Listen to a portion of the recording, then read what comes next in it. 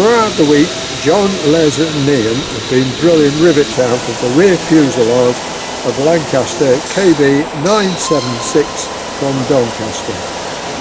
Some of the skins will have to be replaced and others repaired.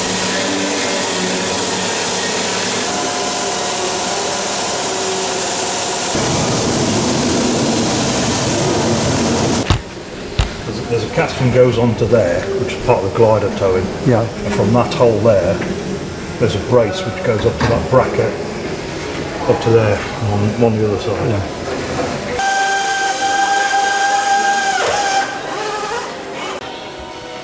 Got you on to your second one then, Keith? Yeah. Keith has now applied a sealant down the leading edge of the wingtips. John has got 1, 2, 3, 4, 5 new stringers in.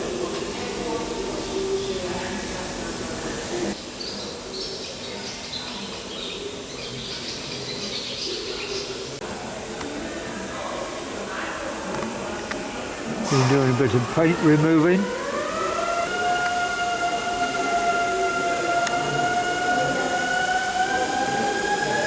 This area what's been paint stripped. What are you trying to say? It's got a window, it's the old... Yeah, up here, this piece of skin here is a reinforcing plate for the window. They put a window in for maritime reconnaissance. And a window that came out here. We've got to keep that, it's part of its history. The skin is damaged. Got a few scratches on it and a couple of holes in it, but we're doing repairs and that. So we'll be able to save that skin. So you've got 2 patches there. Which was the... Well, 3 actually. 3 patches? Yeah, a little round one there, that one there. No, I mean where the window was. There's 3 skins there, isn't there? Well, there's the original skin. Yeah. Then there's this reinforcing skin for around the window. Oh, that's what it's for. There's that skin which was the window. In the owl, basically. Yeah. Yeah. And that was done at Strathdale, and that was a modification by the Canadian Air Force. Oh, I see. Right, thanks, John. That line there, yeah, and that line there looks pretty insignificant. It's part of the aircraft's history, because on the side of the aircraft it was painted 976. That's the bottom of the 9. The 7 was on the door and the 6 was on the other piece of skin in front of the door. Oh, that's so where so that's the bottom of the 9 from when it was it's maritime reconnaissance. Yeah. They knocked a hole in it for a represent a bullet, did you say, or something, when there's filming? Yeah, that one there,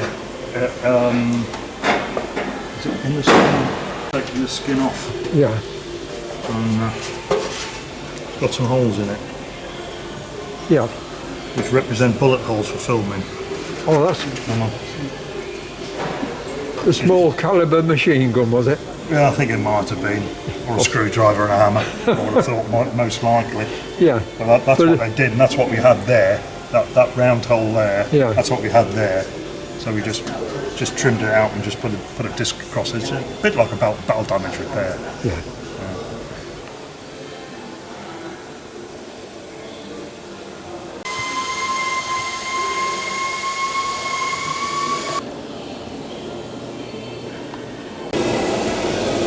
When you just your fuselage in, on that flange there you didn't put any holes? No, because we didn't have any access.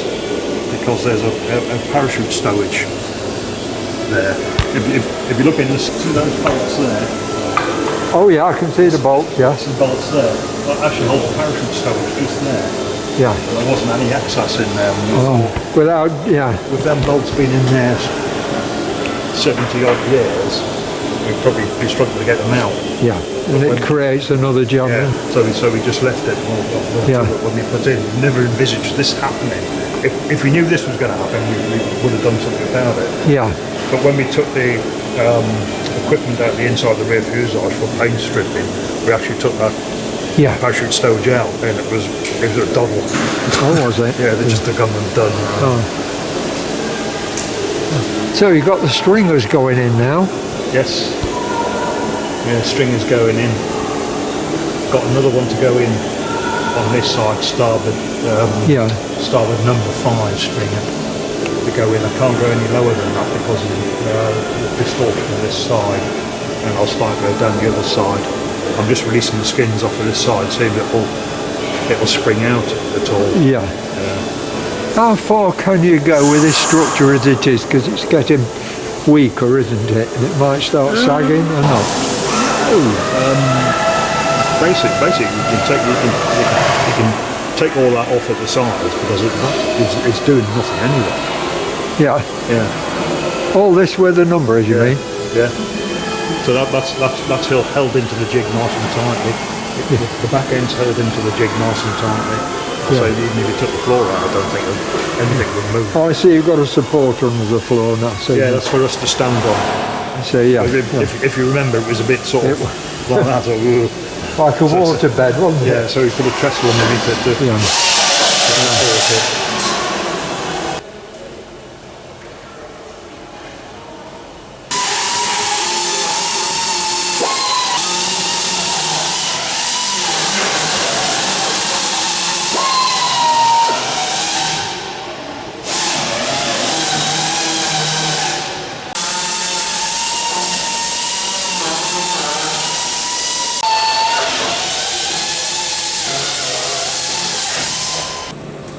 Oh, this is the position it was in last week. This is obviously where it's staying then. Yeah. Oh, you've got a program there. Yeah, there's all sorts of things on it. What pressures is it?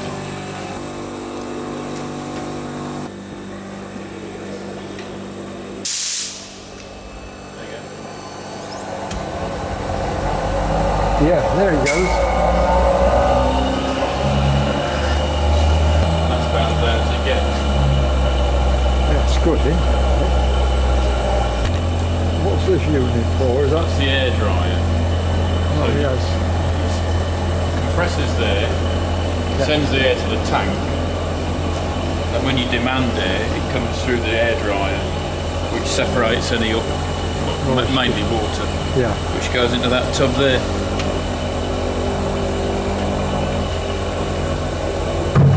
Not a lot in it. No, there's not much. You just see it there at the bottom. Yeah. Well, that certainly is quiet, isn't it? There you go, and then it's already up to pressure now. Yeah. What pressure do you use? It's about 120. Yeah, about 120.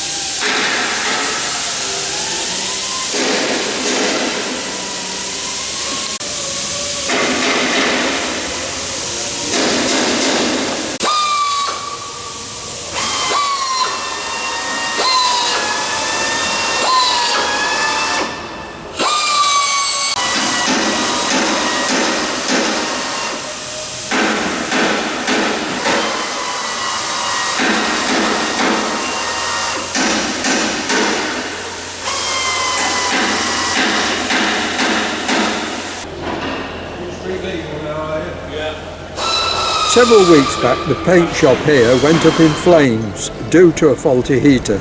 Luckily, no one was hurt. So they're waiting to get it repaired and to be back online. In the meantime, the painting of the components has to be done out of house.